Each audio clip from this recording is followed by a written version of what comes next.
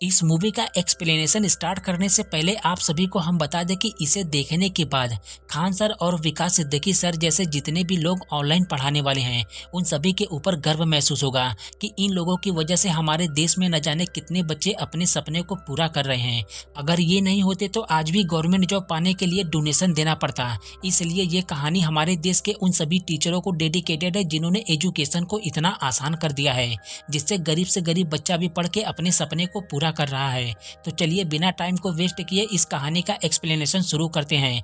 1990 के बाद से भारत सरकार ने देश के विकास के लिए बहुत से गवर्नमेंट सेक्टर को प्राइवेटाइजेशन करने का आदेश दे दिया, जिससे देश का आर्थिक हालात सुधरने लगा। बदलते हालातों के साथ एजुकेशन भी सबके लिए जरूरी हो गया और उसी के साथ इंजीनियरिंग और MBBS जैसे प्रोफेशनल कोर्स की डिमांड भी बढ़ने लगे।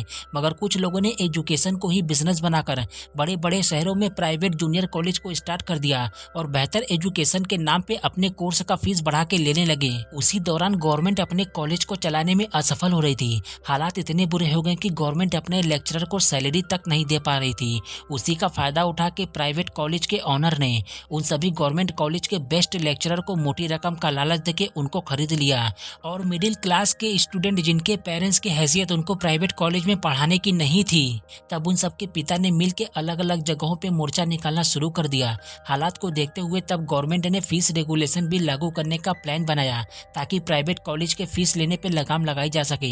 इस बात की जानकारी श्रीनिवास त्रिपाठी जो पूरे प्राइवेट जूनियर कॉलेज का प्रेसिडेंट होता है, उसका आदमी जो मिनिस्टर होता है, वो उससे बताता है कि गवर्नमेंट ने फीस रेगुलेशन भी लागू करने का प्लान बनाया है।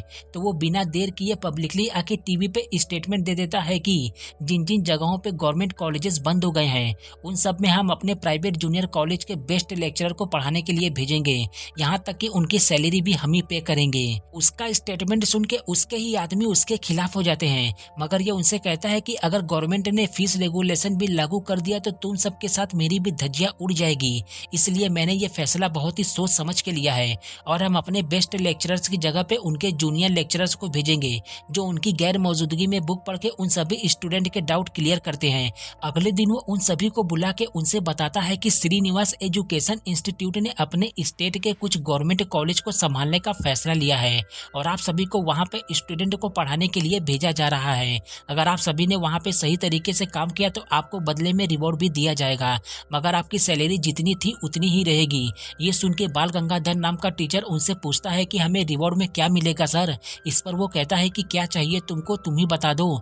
तब वो अपने बेस्ट परफॉर्मेंस के बदले में प्रमोशन मांगता है। ये सुन के त्रिपाठी कहता है कि ठीक है, अगर तुम्हारे पढ़ाए हुए सब्जेक्ट में उस कॉलेज के सभी बच्चे पास हो गए जहाँ पे तुम सबकी पोस्टिंग होगी तो हम आपको सीनियर लेक्चरर बना देंगे। अगले दिन जितने भी प्राइवेट कॉलेज के जूनियर लेक्चरर होते हैं वो सभी अपने अपने पोस्टिंग के अनुसार जाना शुरू कर देते हैं और बाल गंगाधर यानी बालू सर के साथ दो लोगों की पोस्टिंग श्रीपुरम गांव के कॉलेज में हो जाती है। रास्ते में बालू सर काफी ज्यादा एक्साइटेड होता है। वहां पे पहुंचने के बाद इनका स्वागत अच्छे से किया जाता है और कॉलेज का पहला दिन का बहुत ही अच्छा जाता है। मगर अगले दिन जब बालू कॉलेज जाता है तो वहाँ पे उसको एक भी स्टूडेंट नहीं दिखता है। ये उनका काफ़ी देर तक इंतज़ार करता है। जब वो नहीं आते तब ये प्रिंसिपल के पास जाके उनसे पूछता है कि कल तो बच्चे पढ़ने के लिए आए थे मगर आज क्यों नहीं आए। इस पर वो बताते हैं कि मुखिया ने इस गांव में जितने भी बच्चे 10वीं पास थे उन लोगों को फोटो लेने के लिए बुलाया था ताकि लोगों की नज़र में उसका रुतबा बढ़ जाए। ये सुन के उसके पैरों तले जमीन ही खिसक जाती है, क्योंकि जब कोई पढ़ने के लिए आएगा ही नहीं तो ये किसे पढ़ाएंगे जिसके लिए ये लोग यहाँ पे आए थे। समय बीतता रहता है और बालू सर के सपने के साथ उनका हौसला भी टूटता जाता है। तब मीनाक्षी मैडम जो बायोलॉजी की टीचर होती है वो उनसे बताती हैं कि इस पूरे जिले में यही एक गवर्नमेंट जूनियर कॉलेज है। 2 साल पहले ये पूरा कॉलेज स्टूडेंट से भरा होता था, मगर लेक्चरर न होने पे ये कॉलेज बंद हो गया। जिनके पेरेंट्स पैसे वाले थे उन्होंने अपने बच्चों को प्राइवेट कॉलेज में पढ़ने को भेज दिया और जिनके पेरेंट्स की हैसियत उनको पढ़ाने की नहीं थी उन्होंने अपने बच्चों को काम पे लगा दिए। उसके बाद बहुत से टीचर आए और चले गए, इसलिए अब इन लोगों को किसी भी टीचर पे भरोसा नहीं है। उनकी बात छोड़िए, मुझे भी आप पे यकीन नहीं है कि आप यहाँ पे 1 महीने से ज्यादा टिक पाएंगे। उसकी बात सुन के ये उससे कहता है कि मेरा यहाँ पे आने का एक मकसद है। आप देखिएगा मंडे को गांव का हर एक बच्चा कॉलेज में प्रेजेंट होगा और ये मेरा वादा है आपसे।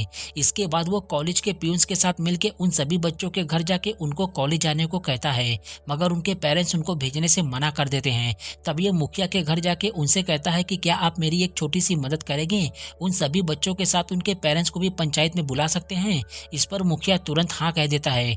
अगले दिन सभी लोग एक जगह पर इकट्ठा होते हैं। वहाँ पे बालू सर उन सबको फिर से अपने बच्चों को कॉलेज भेजने को कहता है। इस पर एक आदमी उससे बताता है कि मेरा पूरा परिवार काम करता है, तब जाके हम 2 टाइम का खाना खा पाते हैं, और तुम चाहते हो कि हम अपनी बेटी को कॉलेज भेजकर भूखे मर जाए। ये सुन के मुखिया बालू सर से बताता है कि एक पुलिस वाला जो इंटर पास करके महीने का 4,000 कमाता है और एक अंगूठा छाप आदमी जो दिन का 5,000 कमाता है। तो आप बताइए कि इतने पढ़ने के बाद भी एक पढ़ा लिखा आदमी अंगूठा छाप से कम पैसे कमा रहा है, तो वैसी पढ़ाई का क्या फायदा। उसकी बात पे पूरे गांव वाले ताली बजाते हैं, क्योंकि उनके हिसाब से मुखिया ने बिल्कुल सही कहा होता है। उनकी बात पे बालू सर भी सहमत होता है, लेकिन मुखिया ने पुलिस वाले को जी कहा होता है और अनपढ़ इंसान को उसके नाम से बुलाया होता है। तब ये उनसे बताता है कि पैसे कमाने के तो 1000 तरीके हो सकते हैं, लेकिन इज्जत कमाने के लिए पढ़ना लिखना जरूरी होता है। उसकी बात पे बच्चे बड़े सभी लोग तालियां बजाना शुरू कर देते हैं। ये देखकर वो उन सबसे कहता है कि तुम सबका भविष्य मेरी जिम्मेदारी है, और ये मत सोचना कि मैं यहाँ से चला जाऊंगा। जब तक तुम सबको तुम्हारी मंजिल तक नहीं पहुंचा दूंगा, मैं यहाँ से नहीं जाऊंगा। ये कहकर वो वहाँ से चला जाता है। अगले दिन उन सबके माता पिता, जो उनको पहले तो कॉलेज भेजने से मना कर रहे थे, अब वो खुद उन सबको पढ़ने के लिए भेजते हैं। कुछ दिन बाद जब ये उन सबका कॉपी चेक करता है तो उन सबकी handwriting same to same होती है। ये देखकर वो उनसे पूछता है कि किसने किया है तुम सबका होमवर्क। तब वो बताते हैं कि सत्तू नाम के लड़के ने। ये सुनकर वो उसके बारे में प्रिंसिपल से पूछते हैं कि सत्तू नाम का लड़का कौन है जिसने सभी बच्चों का होमवर्क किया है। तब वो बताते हैं कि हमारे ही कॉलेज का बच्चा था वो। उसके एमसेट एग्जाम से 1 हफ्ते पहले ही उसके पेरेंट्स ने सुसाइड कर लिया, जिससे वो अनाथ हो गया और उसने पढ़ाई छोड़कर गलत रास्ता पकड़ लिया। चंद पैसों के लालच में वो कोई भी काम करने को तैयार हो जाता है। एक दिन बालू सर उसको 30 रुपए देने को कहकर उसको अपने घर लेकर आता है। अगले दिन से वो उसको अपने साथ कॉलेज लेकर जाना शुरू कर देता है। जब सब कुछ कॉलेज में सही चल रहा था, तब कार्तिक जो बालू सर के साथ आया था, उसकी तबीयत खराब हो जाती है, जिस वजह से वो अपने घर चला जाता है। उसके जाने के बाद रेड्डी भी यहाँ से निकल लेता है। ये देख के मीनाक्षी बालू सर से कहती है कि अब हम क्या करेंगे सर, वो दोनों तो चले गए। दरअसल कार्तिक केमिस्ट्री का टीचर होता है और रेड्डी फिजिक्स का। उनके जाने के बाद मीनाक्षी मैडम को कुछ भी समझ में नहीं आ रहा होता है कि अब हम क्या करेंगे। तब बालू सर उससे कहता है कि अब से फिजिक्स और केमिस्ट्री बच्चों को मैं पढ़ा दिया करूंगा। अगले दिन ये फर्स्ट ईयर और सेकेंड ईयर बच्चों का एक साथ क्लास लेता है, इसलिए उन सभी को आपस में एडजस्ट करके बैठने को कहता है। मगर जो पहले से बैठे थे वो उन सभी को बैठने नहीं देते हैं। ये देख के बालू पूछता है कि क्या बात है। तब जो बैठे थे वो बताते हैं कि ये छोटी जात के हैं, इसलिए ये सब हमारे साथ नहीं बैठ सकते। ये सुन के बालू सर फर्स्ट ईयर के बच्चों को बाहर निकाल के सेकेंड ईयर के बच्चों को पढ़ाना शुरू कर देता है। इनका क्लास खत्म होते ही वो फर्स्ट ईयर के बच्चों को अंदर बुला के इन सभी को बाहर निकाल के उनको पढ़ाना शुरू कर देता है। जब इनका भी क्लास खत्म हो जाता है, तब वो उन सभी को अंदर बुला के इनसे कहता है कि आज मैंने 2 टॉपिक्स पढ़ाए हैं, मैं दोनों ही टॉपिक्स का टेस्ट लूंगा। इस पर वो लोग कहते हैं कि सर आपने एक को स्पीड और दूसरे को वेलोसिटी पढ़ाया है, तो हम दोनों ही टॉपिक्स का टेस्ट कैसे देंगे, ये तो गलत है ना। तब ये उनसे कहता है कि मैंने तुम सबके साथ गलत किया, ये तो तुमको समझ में आ गया, और तुम सब लोग जाति के नाम पे न जाने कितने सालों से इंसानों का बंटवारा कर रहे हो, तो क्या ये सही है। साथ ही ये उनसे कहता है कि कल को तुम लोग पढ़ लिख के कहीं बड़े शहर में जॉब करने जाओगे, जब तुमको ये पता चलेगा कि तुम्हारा बॉस छोटी जात का है, तो क्या तुम नौकरी छोड़ दोगे। उसको छोड़ो, ये बताओ कि जब तुम लोग सत्तू से अपना होमवर्क करवाए थे तो तुमने उसकी जाति देखी थी। मैं तुम सब लोगों को इतने दिनों से पढ़ा रहा हूँ, तो क्या तुम सबको मेरी जाति पता है। नहीं ना, क्योंकि जब इंसान को इंसान की जरूरत पड़ती है तब वो जात और पात नहीं देखती है। ये सुन के वो सभी लोग आपस में अपना अपना सब्जेक्ट बांटना शुरू कर देते हैं। ये देख के मीनाक्षी मैडम बालू सर से काफी ज्यादा इम्प्रेस हो जाती हैं, और बालू सर सभी बच्चों को बहुत ही अच्छे से पढ़ाते हैं, जिससे वो 100 मार्क्स में से 98% से पास हो जाते हैं। उस खुशी में कॉलेज में सभी लोग सेलिब्रेट कर रहे होते हैं। तभी वहाँ पे त्रिपाठी आ जाता है। उनके साथ सेलिब्रेट करने के बाद बालू सर उसके पास जाके कहता है कि मैंने आपका दिया हुआ चैलेंज पूरा कर दिया है, अगले साल मेरे सभी स्टूडेंट टॉप मार्क्स से पास होंगे। ये सुन के वो उसके ऊपर भड़कते हुए कहता है कि मैं तेरी वजह से बर्बाद हो जाऊंगा, क्योंकि मेरे कॉलेज का पासिंग रेट 95% है और इस गवर्नमेंट जूनियर कॉलेज का पासिंग रेट 100% है। हमारे बच्चे अब जूनियर कॉलेज में पढ़ेंगे, ऐसा टॉप ब्रांच के मिडिल क्लास कस्टमर बोल रहे हैं। साथ ही उससे बताता है कि अरसा लगा मुझे उन सब का ब्रेन वॉश करने में, और तू मेरे बनाए हुए साम्राज्य को ऐसे ही खत्म कर देगा। अच्छी एजुकेशन के लिए ज्यादा पैसा लगता है, इसलिए तू मेरे साथ चल, मेरे कॉलेज में पढ़ा, मैं तुमको बहुत ही मोटी सैलरी दूंगा। उसकी बात सुन के बालू सर को सब कुछ समझ में आ जाता है कि इसने गवर्नमेंट कॉलेज को बेहतर बनाने के लिए टेक ओवर नहीं किया है, बल्कि अपना बिजनेस बनाने के लिए किया है। तब ये उससे कहता है कि लोअर मिडिल क्लास के पेरेंट्स अपने बच्चों के भविष्य के लिए सब कुछ त्याग देते हैं, ताकि उनका बच्चा कल को पढ़ के अच्छी जॉब करेगा। अगर आप जैसा कोई और भी यहाँ पे आ जाए तो लोअर मिडिल क्लास के बच्चे तो आगे पढ़ ही नहीं पाएंगे। इसलिए मैंने फैसला किया है, आपके ऑफर से ज़्यादा मेरे लिए उनका भविष्य ज़रूरी है और उनकी ज़िंदगी मेरी सैलरी से मुझे ज़्यादा प्यारी है। और मेरा वादा है आपसे कि मैं यहाँ के सभी स्टूडेंट को एमसेट रैंक दिलवा के रहूँगा। साथ ही कहता है कि विद्या और ज्ञान मंदिर में बंटने वाले प्रसाद की तरह है, उसको 5 स्टार होटल की डिश बना के परोसिए मत। ये सुन के त्रिपाठी शॉक्ड होकर उससे कहता है कि ऐसा मैं होने नहीं दूंगा। ये कहकर वो यहाँ से चला जाता है। यहाँ से जाने के बाद वो एक मास्टर प्लान बनाता है ताकि इन्होंने जितने भी अपने प्राइवेट टीचर को गवर्नमेंट कॉलेज में भेजा होता है उन सबको वापस बुला सके। दरअसल ये उनको खुद नहीं बुला सकता क्योंकि इनका कॉन्ट्रैक्ट उनके साथ हुआ होता है, इसलिए ये ऑपोजिशन नेता के साथ मिलके गवर्नमेंट एजुकेशन को प्राइवेट सेक्टर के हाथों निकलवाना चाहता है ताकि बेरोजगारी कम हो सके, जिसमें ये कामयाबी हो जाता है। और इन्होंने जितने भी अपने प्राइवेट टीचर को गवर्नमेंट कॉलेज में पढ़ाने के लिए भेजा था उन सबको वापस बुला लिया जाता है। लेकिन बालू वापस नहीं जाता है। तभी उससे कोई बताता है कि सत्तू फिर से शराब पी रहा है। ये सुन के वो उसको अपने घर लाके उससे कहता है कि तेरे को सेकेंड ईयर सप्लीमेंट्री एग्जाम देना है, अगर तू ऐसा ही करेगा तो एग्जाम कैसे देगा। ये सुनकर वो उस कागज को जला के कहता है कि मेरे माता पिता चले गए हैं और तुम भी अब चले जाओगे तो इन सब का क्या फायदा।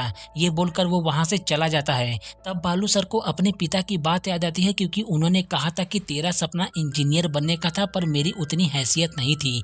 अगर एक भी बच्चा तेरी वजह से इंजीनियर बनता है तो मुझे बहुत ही सुकून मिलेगा। साथ ही कहते हैं कि अगर बच्चों की जिद पूरी नहीं होती है तो 1 या फिर 2 दिन रो के वो भूल जाते हैं, लेकिन जब तक बच्चों की जिद पूरी नहीं होती है बाप हर दिन रोता है। उस रात वो उस बात को हल्के में लेता है, मगर आज उसको समझ में आ जाता है कि उसके पिता की बात में कितना दम था। अगले दिन मुखिया के साथ सभी लोग ये सोचकर खुश हो रहे थे कि जब कोई कॉलेज में टीचर ही नहीं है तो बच्चे पढ़ने क्यों जाएंगे।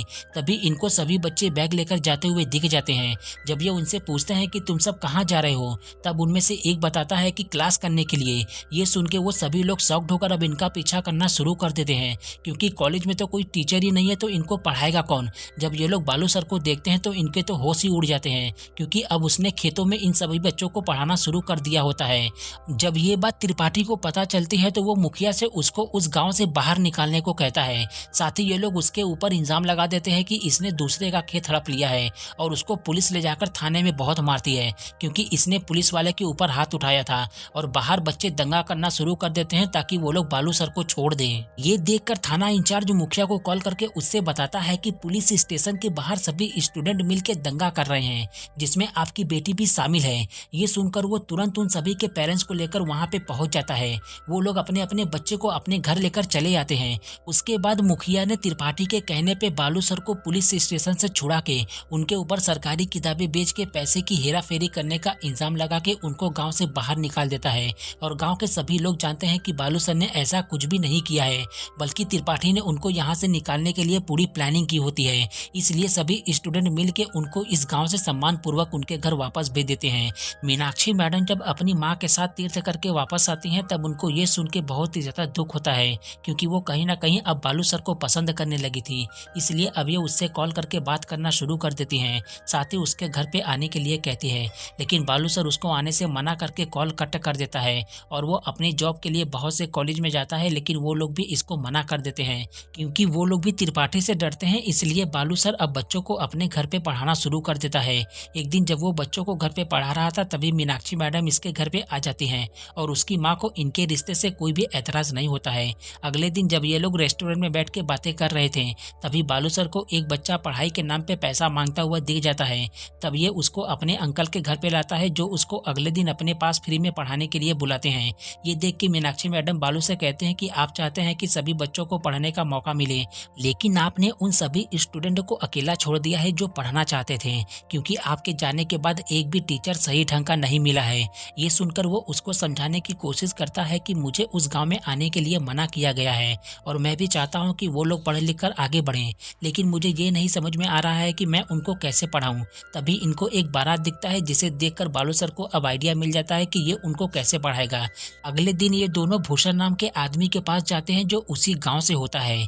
दरअसल ये उस गाँव में सिनेमा हॉल चलाता है और बालू सर उसके पास जाके उससे कहता है कि मैं जो कैसेट आपके पास रिकॉर्ड करके भेजूंगा उसको आपको अपने शाम वाले मीटिंग में उन सभी बच्चों को बुला के दिखाना होगा। ये सुनकर वो तुरंत इनकी मदद करने के लिए तैयार हो जाता है और वो पूरे गांव में रजनीकांत के फिल्म का प्रचार कर देता है और शाम का शो फ्री करके करके उन सभी बच्चों को देखने के लिए बुलाता है, जिसे देखने के लिए वो सभी आते हैं। बालू सर को देख के ये सभी बहुत ही ज़्यादा खुश हो जाते हैं, लेकिन उसकी बात सुन के ये उदास भी बहुत ही जल्द हो जाते हैं, क्योंकि वो 1 महीने में ही इन सबको एमसेट एग्ज़ाम की तैयारी करने को कहा होता है, जिससे ये डर जाते हैं। तब ये उनसे कहता है कि अगर तुम उन सबको मुँह तोड़ जवाब देना चाहते हो जिन्होंने तुम्हें पढ़ने से रोका था, तो पढ़ाई करके एक अच्छा मकाम हासिल करो जिससे उनको मुँह तोड़ जवाब मिल सके। ये सुनकर वो सभी पढ़ना शुरू कर देते हैं और हर संडे को बालू सर अपना भेष बदल के आके इनका डाउट क्लियर करता है और बाकी दिन वो इनको वीडियो क्लासेस देता है। मगर एक बार पुलिस वाला उसको ऐसा करते हुए देख लेता है कि बालू सर उन सभी बच्चों को सिनेमा घर में आके पढ़ा रहा है, लेकिन वो किसी से कुछ भी नहीं कहता है, क्योंकि अब इसको भी समझ में आ चुका होता है कि इसने कितनी भारी गलती की थी। और जब ये सभी लोग अपना एग्जाम देके निकल रहे थे, तभी त्रिपाठी इन सभी को देख लेता है, जिसके बाद वो मुखिया को कॉल करके उससे बताता है कि वो तुम्हारे गांव के सिनेमा हॉल में उन सभी स्टूडेंट को वीडियो क्लासेस दे रहा है और तुम चैन से सो रहे हो। मैं चाहता हूं कि तुम उसको ऐसा करने से रोक दो। दरअसल त्रिपाठी अपने एक आदमी को बालू इस वक्त क्या कर रहा है ये जानने के लिए उसके पीछे लगाया था और उसने ही उसको बताया होता है कि बालू उसी गांव के सिनेमा हॉल में उन सभी बच्चों को वीडियो क्लास के माध्यम से पढ़ा रहा है। ये जान कि वो तुरंत मुखिया को कॉल करके उसको रोकने को कहता है। उसकी बात सुन के मुखिया को भी समझ में आ जाता है कि वो गलत लोगों का साथ दे रहा है, इसलिए वो उसका काम करने से साफ साफ मना कर देता है। दरअसल मुखिया अपनी बेटी का शादी त्रिपाठी के बेटे के साथ करना चाहता था, मगर उसका हरकत देख के इसको समझ में आ जाता है कि वो कितना गिरा हुआ इंसान है जो अपने फायदे के लिए किसी भी हद तक जा सकता है। इसीलिए ये उसका काम करने से साफ साफ मना कर देता है और त्रिपाठी के लाख कोशिश करने के बावजूद भी बालू उन सभी बच्चों को फाइनल एग्जाम दिलवा देता है, जिससे वो सभी टॉप रैंक से पास हो जाते हैं। लेकिन सत्तू, जिसका पूरा नाम एस मूर्ति होता है, वो उन सभी बच्चों में फर्स्ट रैंक लाता है। और जब ये बात बालू सर को पता होता है कि उनके द्वारा पढ़ाए गए स्टूडेंट टॉप रैंक से पास हो गए हैं, तो वो अपने आंसुओं को रोक नहीं पाता है, क्योंकि इतनी मुश्किलों के बाद भी वो हार नहीं मानता और उसने जो वादा किया था उसको पूरा कर दिखाया होता है। लेकिन त्रिपाठी उन सबके रैंक को मुंह मांगी कीमत देके खरीद लेता है और बालू सर ने इन सबको ऐसा करने के लिए कहा था, क्योंकि ये जानता था कि त्रिपाठी अब शांति से नहीं बैठेगा, इसलिए उसके अहंकार को इनको अपनी कामयाबी की सीढ़ी बनाने के लिए कहता है। इसके बाद त्रिपाठी बालू सर को अपने पास बुला के उससे कहता है कि मैंने तुम्हारे सभी स्टूडेंट को पैसे देकर खरीद लिया है, अगर उन्होंने गलती से भी तुम्हारा नाम पब्लिक में लिया तो मैं उनके फ्यूचर के धज्जियां उड़ा दूंगा। त्रिपाठी खुद को तोप समझ रहा था, क्योंकि इसने उन सबके रैंक को लाखों रुपए देके खरीद लिए थे। लेकिन बालू की बात सुन के वो बिल्कुल शांत हो जाता है और बालू नहीं चाहता कि इसकी वजह से त्रिपाठी उनको परेशान करे, इसलिए वो अपने परिवार को लेके इनसे बहुत ही दूर चला जाता है। आखिर में दिखाया जाता है कि ये लोग जिस सिनेमा हॉल से पढ़ के कामयाब हुए थे, 2022 तक इन्होंने उसको एक बहुत ही बड़ा कोचिंग सेंटर बना देते हैं और पूरे साल में एक बार उन 46 स्टूडेंट में से कोई एक आके वहाँ पे बच्चों को फ्री में पढ़ाता है। और बालू सर ने जो बीज बोया था, आज वो एक विशालकाय वृक्ष बन के लाखों बच्चों को छांव दे रहा है। इसी के साथ ये खूबसूरत सी कहानी यहीं पे खत्म हो जाती है। इसीलिए कहते हैं कि गिरो तो एक पेड़ से बीज की तरह, ताकि उठो और फिर से उसी काम में लग जाओ। उम्मीद करते हैं कि आपको हमारी मेहनत पसंद आई होगी। अगर वीडियो अच्छा लगा हो तो लाइक ज़रूर करें और ऐसे ही मूवी एक्सप्लेनेशन देखने के लिए इस चैनल को सब्सक्राइब करें।